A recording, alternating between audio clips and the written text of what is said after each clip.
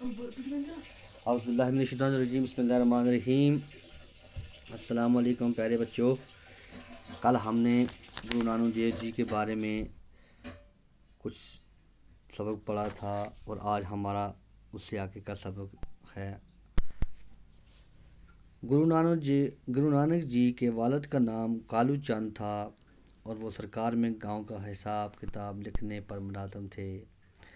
گرو نانک کی بڑی بہن کی پیدائش اپنے نانا کے گھر میں ہوئی تھی، اس لیے انہیں نانکی یعنی نانا کی کہتے تھے۔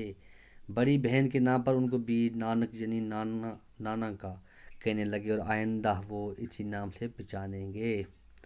کالو چاند کو یہ دیکھ کر رنج ہوتا تھا اور غصہ بھی آتا تھا کہ گرو نانک کی طبیعت دنیا کے کاموں میں نہیں لگتی،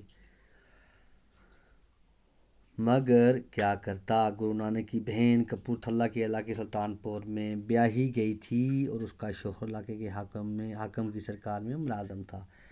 یہ سوچ کر شاید نوکری میں گرو نانک کا جی لگے، گرو نانک کو بھی سرکار میں نوکر رکھوا دیا گیا۔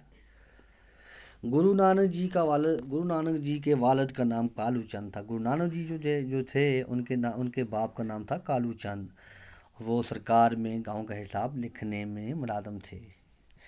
گرو نانک دیو جی کے جو والد صاحب تھے کالو چند، وہ سرکار میں ملازم تھے حساب کتاب لکھنے کے لیے۔ گرو نانک کی بڑی بہن جو تھی اس کی پیدائش اپنے نانا کے گھر میں ہوئی تھی، اس لیے اسے نانکی کہتے تھے۔ بڑی بہن کے نام پر ان کو بھی نانک یعنی نانا کا کہنے لگے۔ ان کی بڑی بہن جو تھی گرو نانک دیو جی کی، ان کے نام پہ ان کو بھی نانا کا کہنے لگے اور اسی نام سے وہ پہچانیں گے۔ کالو چند جو تھے گرو نانک دیو جی کے والد صاحب، ان کو دکھ بھی ہوتا تھا اور غصہ بھی آتا تھا کہ گرو نانک کی طبیعت دنیا کے کاموں میں نہیں لگتی، مگر وہ کیا کرتے۔ گرو نانک کی بہن کپورتھلا کے علاقے سلطان پور میں بیاہی گئی تھی۔ گرو نانک کی جو بڑی بہن تھی اس کی شادی ہوئی تھی سلطان پور میں، اور اس کا شوہر جو تھا وہ سرکار میں ملازم تھا۔ یہ سوچ کر کہ شاید نوکری میں گرو نانک کا جی لگے،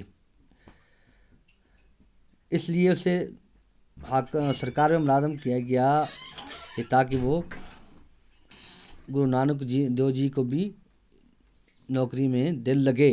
گرو نانک کو بھی سرکار میں نوکر رکھوا دیا گیا اور اسی وجہ سے گرو نانک دیو جی کو بھی سرکار میں ملازم یعنی کہ نوکر رکھوا دیا گیا۔ انشاءاللہ اس سے آگے ہم کل پڑھیں گے۔ خدا حافظ۔